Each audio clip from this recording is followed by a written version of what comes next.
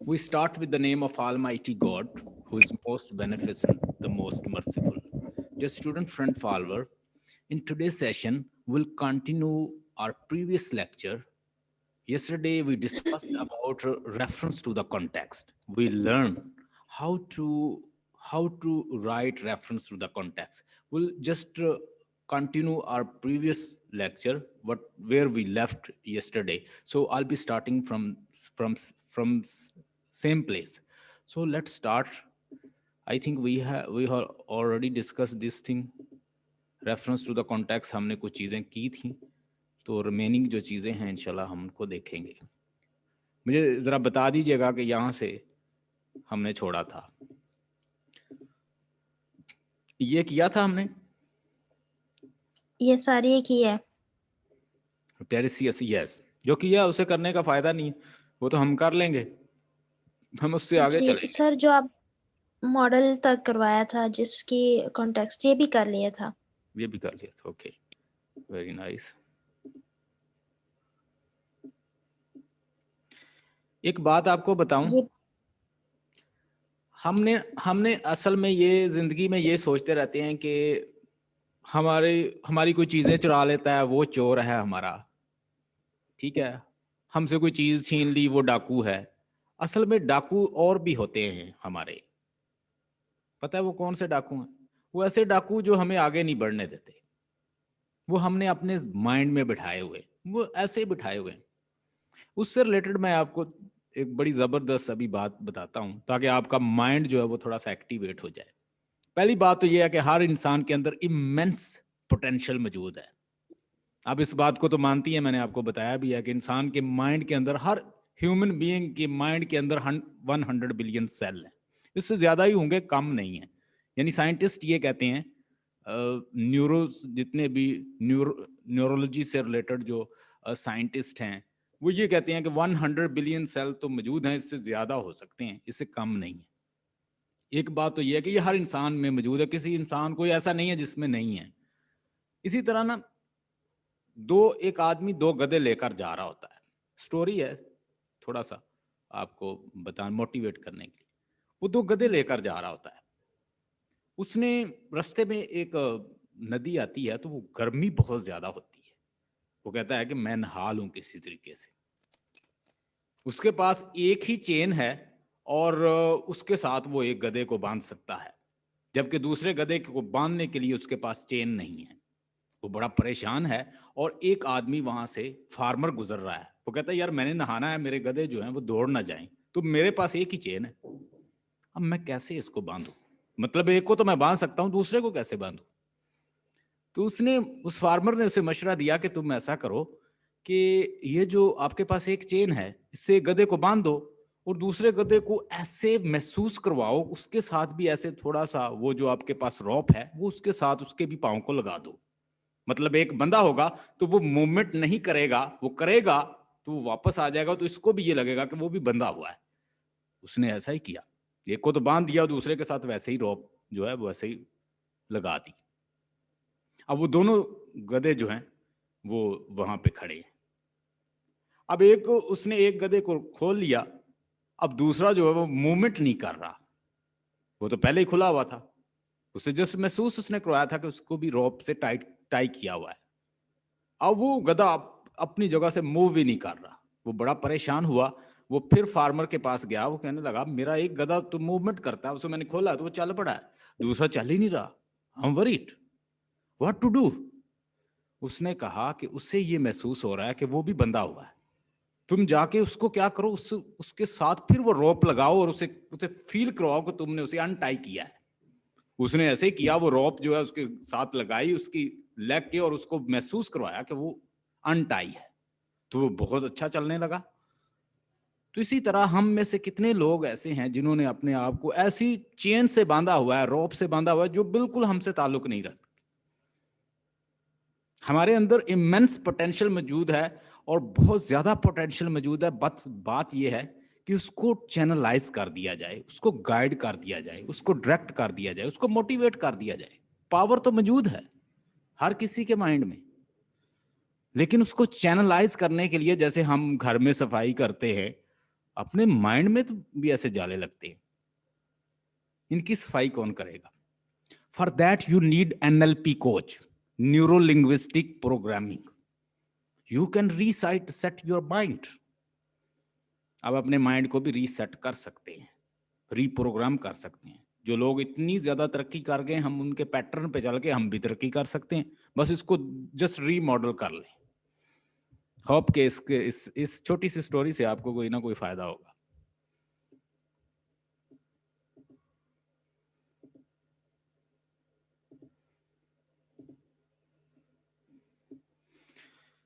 ले जी, ये हम आई थिंक डिस्कस कर रहे थे।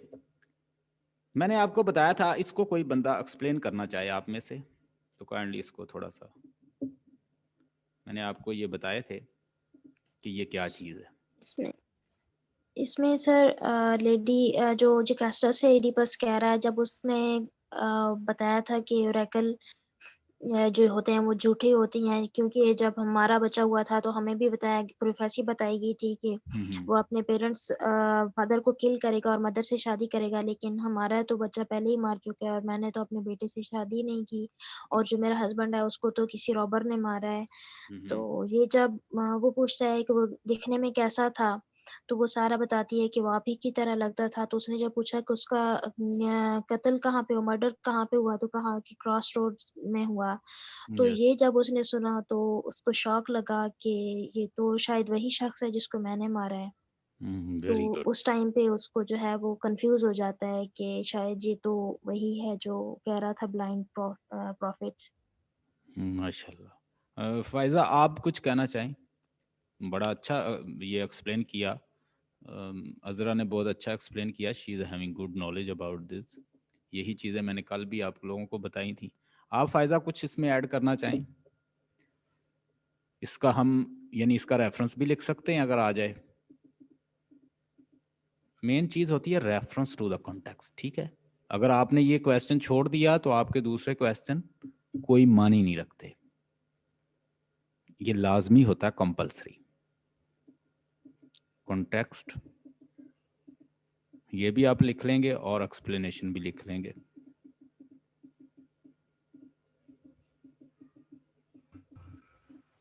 ठीक है, मतलब आप इसकी रेफरेंस का भी आपको पता चल गया कि these lines been taken from Oedipus Rex by Sophocles. Sophocles ने इसको लिखा है। उसके बाद कॉन्टेक्स्ट मैंने आपको बताया था कैसे कॉन्टेक्स्ट कैसे बनाना है। अपने लफ्जों में मुझे बताएं ताकि आपको ये भूले ना।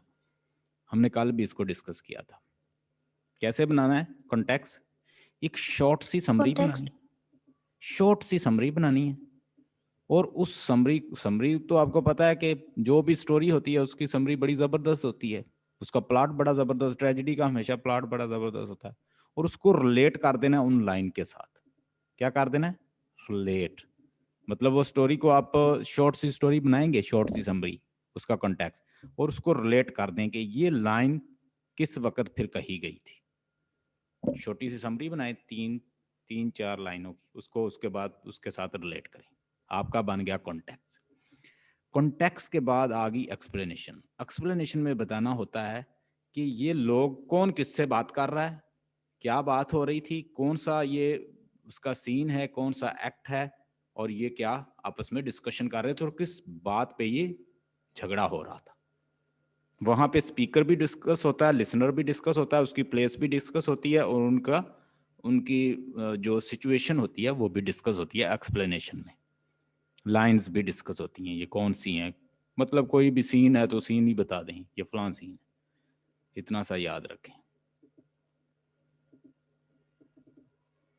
ये तो हो गया, कल भी हमने डिस्कस कर लिया था। अब इस पे आए।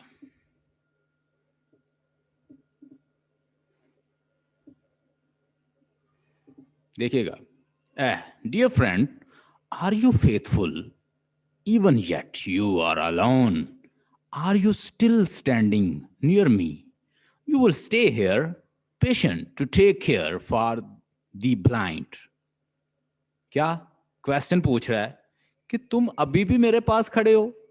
मैं तबाह बर्बाद हो गया, मैं दुनिया का बेकार शख्स हूं। दुनिया की जितनी भी बुराइयां हैं उसका सेंटर जो है वो मेरा घर बन चुका है, मेरे दादा का घर बन चुका है, लेप्टिकस का घर, फिर भी तुम मेरे पास खड़े हो, still you are standing with me, why? I am a center of evil. I am an evil person, and still you are standing near me, and still you are attending this blind man. How? भाई मैं दुनिया की जितनी भी बुराइयां हैं उनका centre हूं, मैं बुराइयों की जड़ हूं, मैं बुरा शख्स हूं, अपनी मां से मेट करने वाला, और आप मेरे पास अभी भी मेरे साथ फेयर हैं और मुझे ब्लाइंड मैन को टेंड कर रहे हैं। ये किससे कौन बात कर रहा है? ये इडिपस बात कर रहा है कोरागास से। कोरागास कौन है? वो जो कोरस का लीडर है और वो वहां ही खड़ा है। तो वो कहता है कि यार तुम अभी भी मेरे पास खड़े हो, मैं तो एक बुरा शख्स हूं। कहता है yet even blind I no who it is who it attends me by the wise stones, though my darkness hide the comforters। अब यहां पे उसने लाइन में जो कहा, कहता है कि मैं, पहली तो बात ये कहता है येट इवन ब्लाइंड, कि हत्ता कि मैं ब्लाइंड हो चुका हूं। I know who it is attends me, लेकिन मैं जानता हूं कि मुझसे कौन बात कर रहा है, मेरे सामने कौन खड़ा है। बाय द वॉइस टोन, मैं कहता आवाज की टोन से पहचान लेता हूं कि बंदा कौन मेरे सामने खड़ा है। मैं जहां पढ़ाने जाता हूं वहां पे दो ब्रदर हैं और वो दोनों अंधे हैं, दो भाई हैं और वो दोनों पैदाइशी अंधे हैं। एक तो उनकी आवाज बहुत खूबसूरत है दोनों की, और दूसरी बात यह है कि वो अगर किसी से सलाम लेते हैं तो उसका नाम बताते हैं। मतलब वो मेरे साथ सलाम ले तो मुझे कहते हैं राना साहब, किसी और से सलाम ले तो वो उसे उसका नाम बताएगा खलील साहब, कोई समबॉडी एल्स आ गया तो उसका नाम बता देगा। तो ये क्या है? गॉड ऑलमाइटी ने कोई ना कोई फैकल्टी इंसान को दी होती है। ऐसे इंसान को कहना चाहिए he is differently able person. किसी और अंदाज से वो एबल है, मतलब एक चीज से तो वो डिसेबल है बेचारा, बट अल्लाह ताला ने उसे किसी और अंदाज से कोई और कैरेक्टरिस्टिक दे रखी होती है। वो एक छीनता है तो उससे बढ़ के कोई और दे देता है। सो बाय द वाइस स्टोन्स दो माई डार्कनेस हाइड द कंफर्टर, अगरचे मेरी आंखों के अंधे होने की वजह से, मेरे आंखों की जाने की वजह से मैं हाइड द कंफर्टर्स, मैं जो कंफर्टर है वो खो चुका हूं, लेकिन फिर भी मैं पहचान सकता हूं मेरे सामने कौन है। मैं सबसे दुनिया का बुरा शख्स हूं। भाई तुम अभी भी मेरे पास खड़े हो। डियर फ्रेंड, दोस्त, are you faithful even yet, अभी भी तुम मेरे साथ फेथफुल हो? यू अलोन, तुम अकेले खड़े हो। Are you still standing near me, अभी भी तुम कहता मेरे पास खड़े हो। कि इतना सब कुछ, अब इसके अंदर बड़े मीनिंग है। वो क्या कह रहा है कि क्या मैं मदर से मेट करने वाला,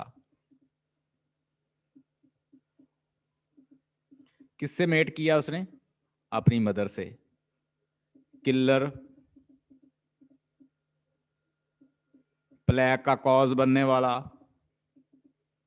तबाही, डिस्ट्रक्शन थी पे लाने वाला, इतना कुछ होने के बावजूद कहता अभी भी मेरे पास खड़े हो, बड़ी बात है। कहता है यू विल स्टे हियर, तुम यहां स्टे करोगे। कहता है patient to take care for the blind, और मेरी अंधे की तुम खिदमत कर रहे हो।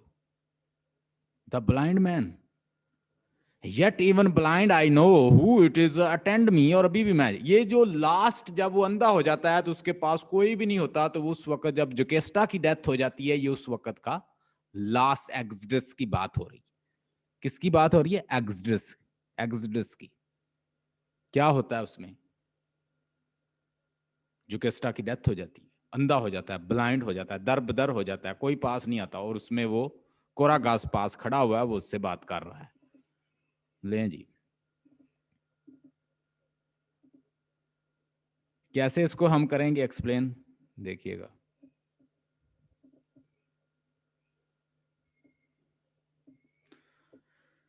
Explanation with reference to the context.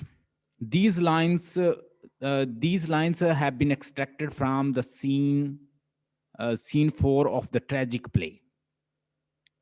Oedipus sophocally. The lines under the discussions are uttered by the king Oedipus in his state of the self-blindness. Even in an acute and the severe pain of etching blindness, he speak to a कोरागास. कोरागास जो है वो leader है coarse का और उससे वो बात कर रहा है. क्या कहता है? He say, though in the state of blindness, he cannot see his face and the physical gesture, yet he can recognize him from the voice as who he is. Oedipus asks him by saying that he is still faithful and loyal to him in his severe state of. अब देखें ये वही बात हो रही है, हम उसको रिलेट कर देंगे. Will he cares and look after the blind man who himself blind man Oedipus cannot do anything of the good or favor to him. He means to say that the blind man cannot help of any kind to a man with the seeing eyes. कहता है कि मैं blind हूं, अब आप लोगों के लिए कोई कंफर्ट नहीं ला सकता, अब मुझसे तो कोई एक्सपेक्ट नहीं करते आप, तो फिर भी तुम मेरे पास खड़े हो. मतलब वो उसे बता रहा है कि he is a nice person, he is still attending me though I am not beneficial for him. I'm no more beneficial. I'm a blind. I'm a sightless. And no, I'm totally blind and I'm not a king as well. अब तो king भी नहीं हूं, मैं क्या कर सकता हूं, लेकिन स्टिल मेरे पास खड़ा बंदा अच्छा है, वो कहता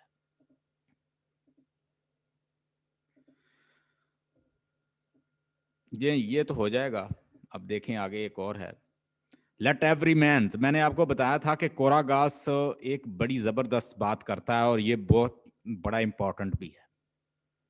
मैंने बताया था कोरागास कहता है कि इंसान को उस वक्त तक खुश नहीं होना चाहिए, अपनी लक के ऊपर प्राउड नहीं फील करना चाहिए कि मैं बड़ा अजीम शख्स हूं भाई, मैं इतनी तरक्की कर गया हूं, मैं बहुत अजीम हूं, मैं किंग हूं, मैं सारी दुनिया को रूल कर रहा हूं.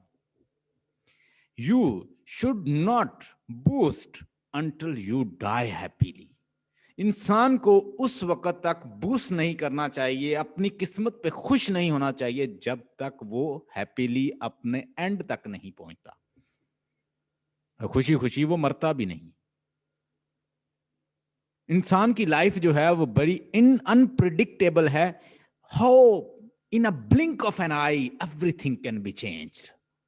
Life can be changed, people can be changed, your surrounding can be changed. You can get accident and you can lose your part of body. You can even get death. Anytime wrong can happen. Life is very unpredictable. You can even can't judge what's going to happen. Within a blink an eye, what is going to happen and what's running in your body, you even don't know. System is going on and God knows better what's happening in your body. लोग बड़े अच्छे होते हैं, अच्छे भले होते हैं, अचानक पता चलता है कि उसकी डेथ हो गई. क्या है? सो वो क्या कहता है यहां पे कोरागास, ये कोरागास का डायलॉग है, याद रखिएगा. let every man is a mankind's frailty. कहता देखो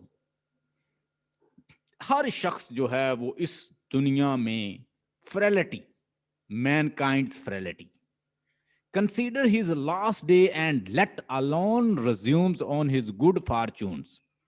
Presume on his good fortunes until he finds life at his death, a memory without pains. वो कहता है कि ये दुनिया की जो लाइफ है मैनकाइंड, ये बिल्कुल बड़ी फ्रेलिटी है, धोखा है. Consider his last day and let none presume, और किसी को भी ये प्रज्यूम नहीं करना चाहिए ऑन हिज गुड फॉर्चून, के उसकी फॉर्चून जो है वो बड़ी गुड है.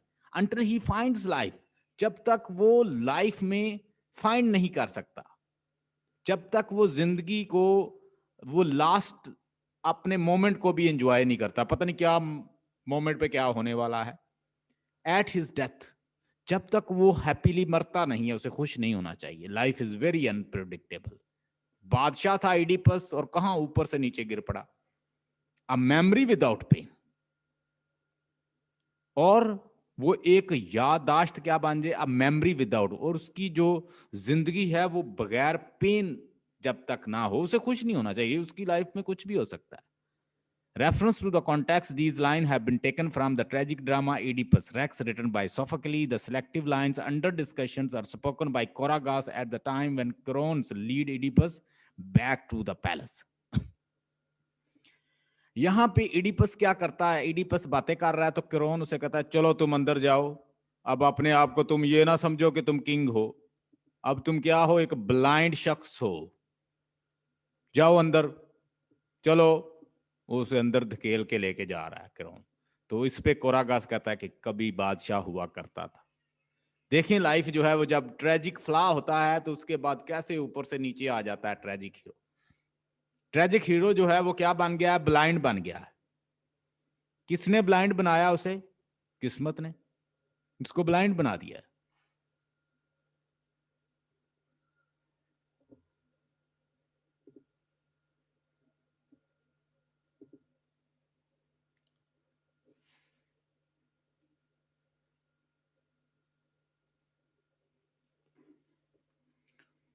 ले जी,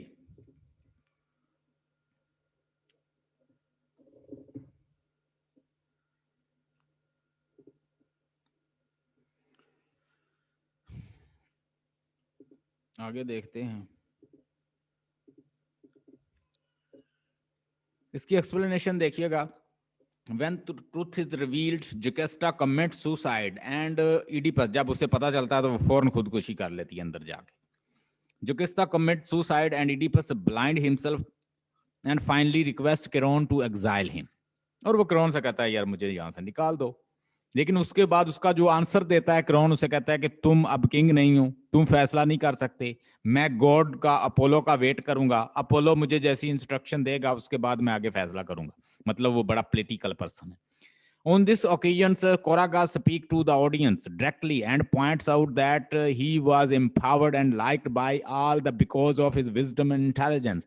Yet in the end, ruin swept over him and he was left in the distractions. And these lines show the weakness and feeble position of the human being and impart us.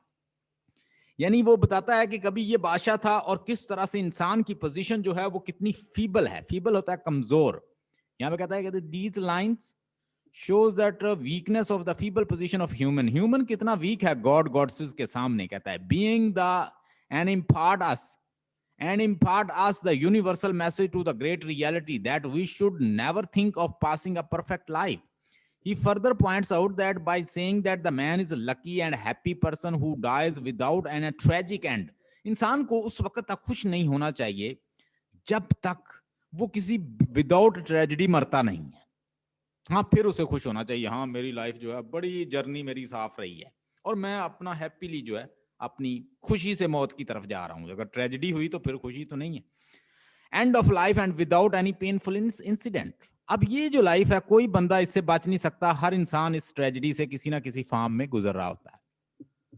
मेरे पास जब भी कोई student आता है तो मैं उसे कहता हूँ, वो मुझे आगे बताते हैं कि सर मैं इंग्लिश करना चाहता हूँ, तो मैं उसे कहता हूँ कि आपकी लाइफ में कोई अगर ट्रेजेडी हुई है तो आप उस ट्रेजेडी को अपने वर्ड में मुझे लिख के भेजें, 100 वर्ड या 100 वर्ड्स लिख के भेजें।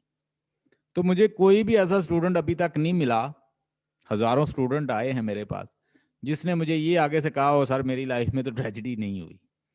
मतलब वो बेचारे किसी ना किसी ट्रेजेडी को फेस करके ही आए होते हैं। किसी के वालिद की डेथ हुई, किसी के भाई की, किसी के वालदा की, किसी के नियर, किसी के चचा की, किसी के उनके खुद के एक्सीडेंट। तो मुझे जब ऐसी चीजों का पता चला, वो अपने फिर लफ्जों में बड़ा अच्छा लिखते हैं उसको।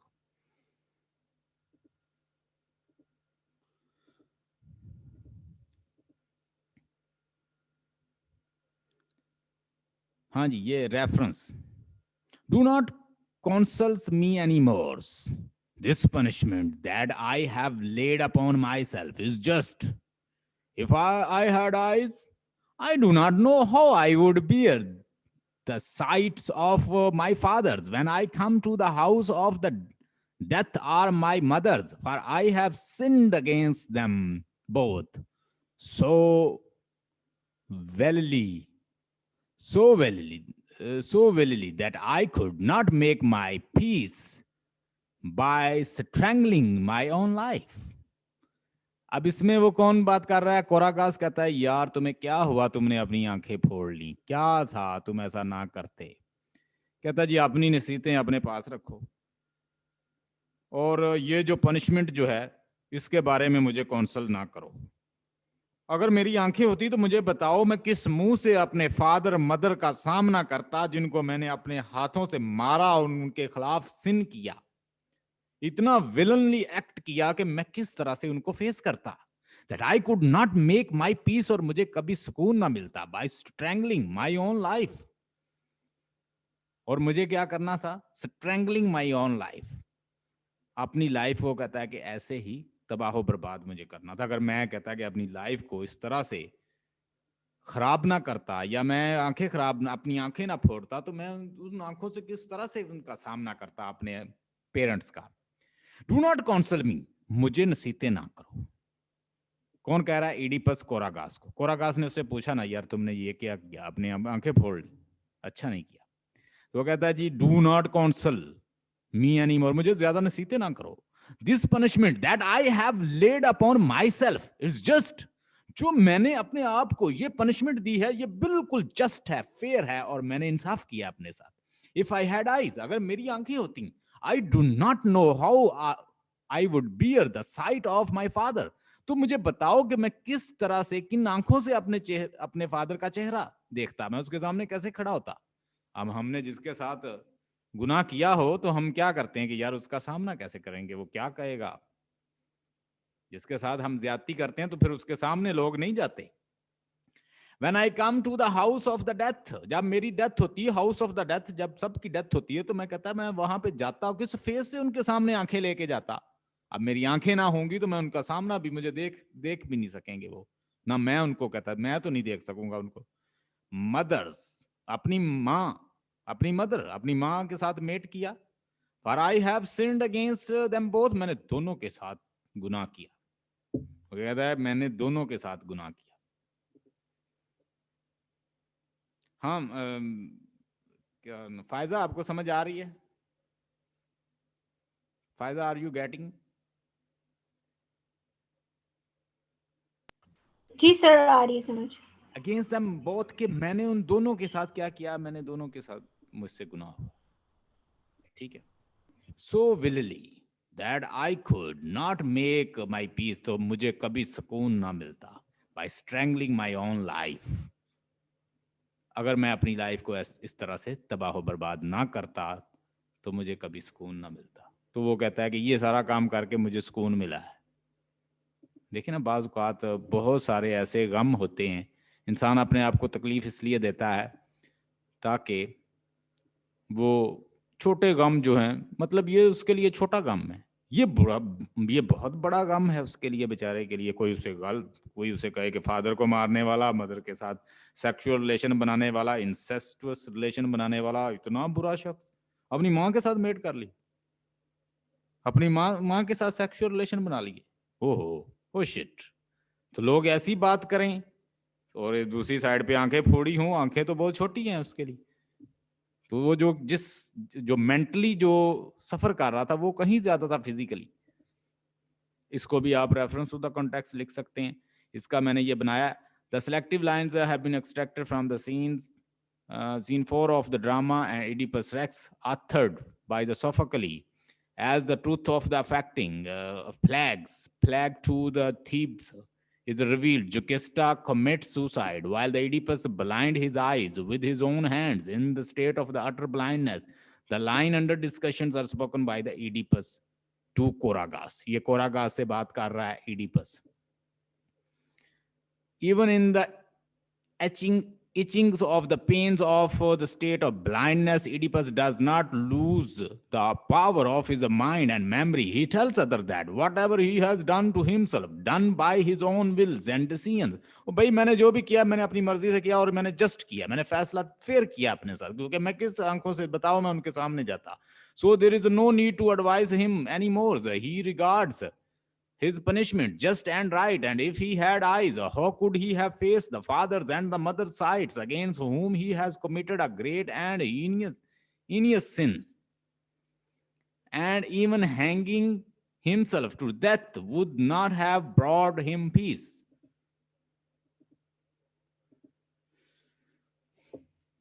आगे फिर देखिएगा, to have been a man they call his mother's husband, O cursed, O child of evils, to have entered that wretched bed, the self same ones.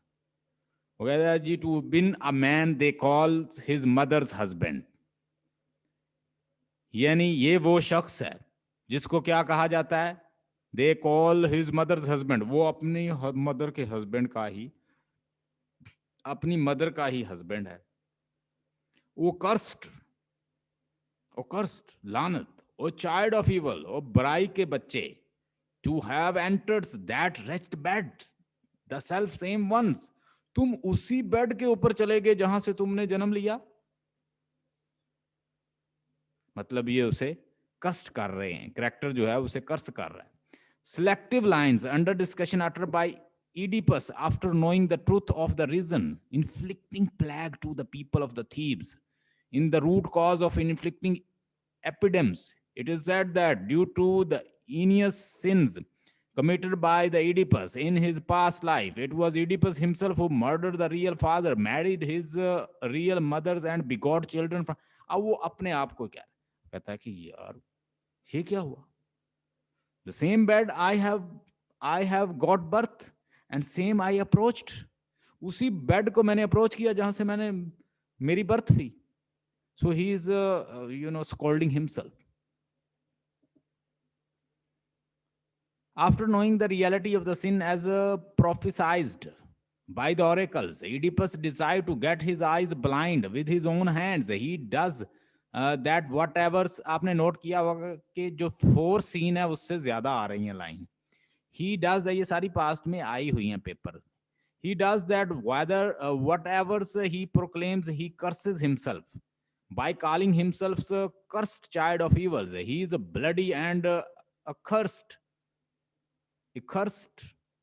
who committed incest. Incest क्या होता है कि मदर जो है वो अपने बेटे के साथ सेक्सुअल रिलेशन बना ले, ठीक है, उसको क्या कहते हैं, उसको कहा जाता है फिर incestuous relations. In his own father's bed, he longed that people would never have called him his mother's husband. वो ये ख्वाहिश करता है कि कोई उसे ये ना कहे कि वो अपनी मदर का ही हस्बैंड, मतलब ये उसे बुरा लगता है कोई उसे ये बुलाए।